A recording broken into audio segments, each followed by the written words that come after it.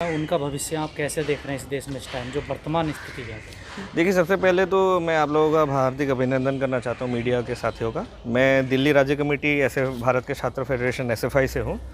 तो मैं फ़िलहाल एमए इकोनॉमिक्स कर रहा हूँ अम्बेडकर विश्वविद्यालय कश्मीरी गेट से। तो सबसे पहले कि देखिए, जो रोज़गार का जो सवाल है, ज़्यादातर लोग उसको जोड़ते नहीं है शिक्षा के साथ।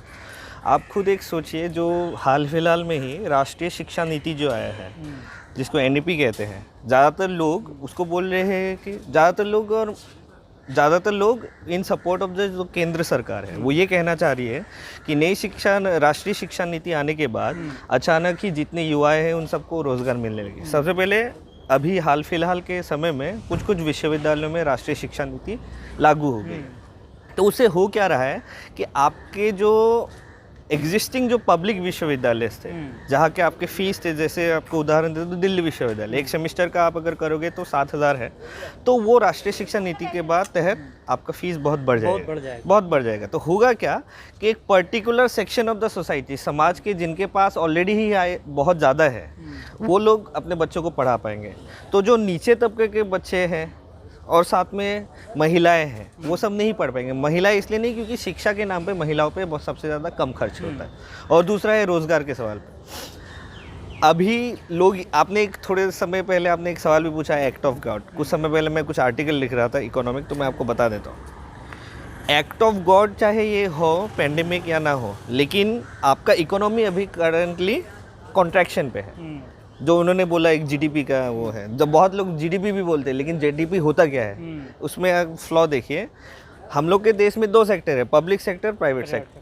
प्राइवेट सेक्टर सबसे ज़्यादा आपका लोगों को कम वो करता है, स्थायी रूप से नौकरी देता है। और सबसे जो अनऑर्गेनाइज सेक्टर है वो सबसे हाईएस्ट है, वो भी 96, almost 96% of this economy is आपका अनऑर्गेनाइज सेक्टर में क्या हो गया, जो आपका रेरी वाला ये सारे हो गए।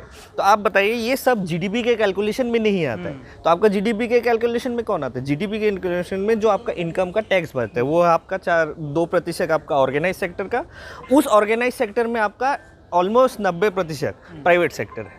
आप बताइए, एक देश में अगर प्राइवेट सेक्टर, जो ये 2014 के बाद हुआ है कि आपका बहुत आपने हाल में देखा, एयर इंडिया का बिक्री हो गया, बीएसएनएल घाटे पे चला गया, आपका ओएनजीसी भी हो रहा है कि कुछ समय बाद तो ये सारे आपके पब्लिक सेक्टर अंडरटेकिंग कंपनी से जो प्रॉफिट में है।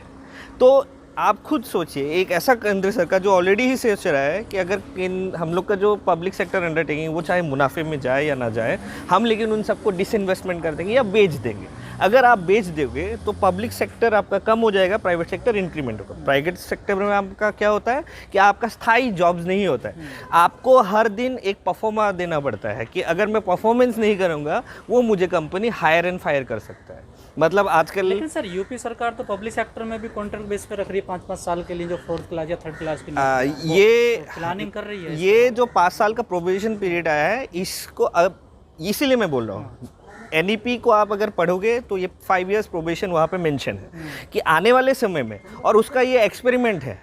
जैसे गुजरात मॉडल कहते थे ना, अब यूपी में क्योंकि हम ज़्यादा लोग हैं तो वहाँ पे अगर ये प्रोबेशन पीरियड वाला लागू हो जाता है, आप खुद सोचिए, आप अगर उस प्रोबेशन पीरियड में आप सिकुड़ जाओगे, आपके पास वेतन अगर नहीं है और आप प्रोबेशन पीरियड में हैं, तो आप अगर धरना देने जाओगे, कल के दिन आपको थमा दिया जाएगा, आप प्रोबेशन पीरियड में थे, अब आपका स्थायी रूप से नौकरी नहीं हुआ है, तो आप क्या आप सरकार के खिलाफ जाओगे? नहीं जा सकते। तो आने वाले समय में ये जो लोग कह रहे हैं कि आज शिक्षा नीति बहुत बढ़िया है, सरकार भाजपा में देख रहा था कुछ समय से, अभी ट्विटर में हर दिन अलग अलग पैनल बुला के लोगों को ये बोल रहा है कि एनईपी बहुत बढ़िया है। अब आपको बताता हूँ क्यों। एनईपी इनको 2020 में इसलिए लागू करना था क्योंकि इनका सेकेंड टर्म है ये। जब तक सेकेंड टर्म में सबसे बड़ा जो लड़ाई इनसे वैचारिक लड़ाई है वो है आपका बुद्धिजीवी वर्ग ऐसे ही चीज़ों को नहीं मानता है, वो पढ़ता लिखता है और उसके बाद धरने में आता है। तो अगर एनईपी लागू हो जाता है, आपके क्लास 6 से वोकेशनल ट्रेनिंग का बात है, आप खुद सोचिए, वोकेशनल ट्रेनिंग में आपका ये है कि आपको कपड़ा कैसे धोना है उसका ट्रेनिंग दिया जाएगा। तो क्लास 6 में जब आप पढ़ाई कर रहे हो तो आप धोबी का काम सीखने के लिए आपको एक सर्टिफिकेट मिलेगा। तो आप खुद सोचिए कि आपका ये जो स्किल इंडिया आया था कुछ सालों पहले, तो ये आपका एक स्किल हो गया। आप खुद सोचिए, ये स्किल के तौर पे आप फिर ऊपर का काम करने के जाइए क्या डिसीजन में, या आप एक धोबी वाला बन जाओगे?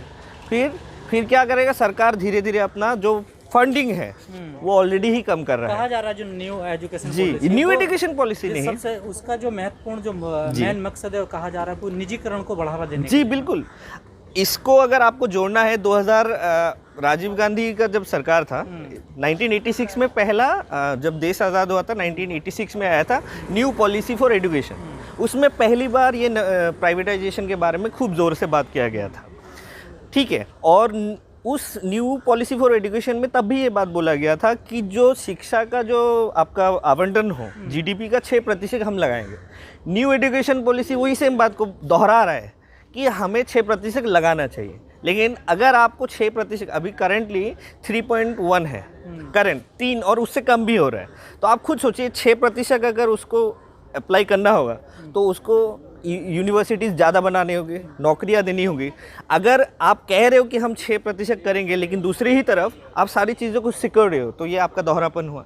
ये आपका डिप्लोमेटिक हो गया कि हमें एक राजनीति भी करना है, लोगों को वहाँ से तो आपको लग रहा है जो शिक्षा है वो माफियाओं के हाथों में जाने वाली है? बिल्कुल। आपका इसका सबसे बेहतरीन उपाय है, आप इंटरनेट, लोग ज़्यादातर गूगल सर्च करते हैं आजकल। आप गूगल में एक सर्च कीजिए, 2010 में आदित्य बिरला और अंबानी का एजुकेशन रिपोर्ट आया। उसमें बोला गया था कि स्थायी रूप से ये जितने भी, जहाँ पे भी आप संगठित, जहाँ छात्र संगठित हो सकते हैं, हम भी तो छात्र संगठन के हिस्से, संगठन वगैरह हटा दो, सारे स्टूडेंट्स आए, उनका एक ही काम है पढ़ें, पढ़ने के बाद डिग्री ले और उसके बाद धोबी घाट में जाके धोबी का काम करें, झाड़ू लगाए, और ये उनका स्किल हो गया। ये लोगों को बेवकूफ़ और बरगलाने का काम है जो केंद्र सरकार अब से नहीं कर रही है, 2014 से कर रही है। और दूसरी बात है कि मैं शिक्षा के साथ आपको ये भी बोलना चाहता हूँ कि आपका IIM से आपका मीडिया का सबसे बड़ा एक थरो इंस्टीट्यूट है। ज़्यादातर जो मीडिया के मास कम्युनिकेशन का जो अव्वल दर्जे का इंस्टीट्यूट वो IIMC है। आप IIMC का ही 2014 से पर सेमिस्टर या हर एकेडमिक सत्र में फ़ी इंक्रीमेंट को देखिए। तो आप खुद सोचिए कि अगर मुझे मास कॉम में बहुत बढ़िया चीज़ करना भी होगा तो मैं IIMC नहीं कर सकता जस्ट बिकॉज मेरे पास फीस नहीं है। तो आप कहाँ पे जाओगे? तो आप जाओगे एशियन स्कूल ऑफ जर्नलिज्म, आप जाओगे XYZ स्कूल ऑफ जर्नलिज्म, फिर आप पत्रकारिता भी वही सीखोगे। और वही पत्रकारिता जब आप सीखोगे तो आप वैसे वैसे चैनल में जाओगे और वही आप जो आजकल चल रहा है, लोगों के मुद्दे गायब हो गए और मंदिर मस्जिद यही सब चल रहा है। चलिए ठीक है, धन्यवाद।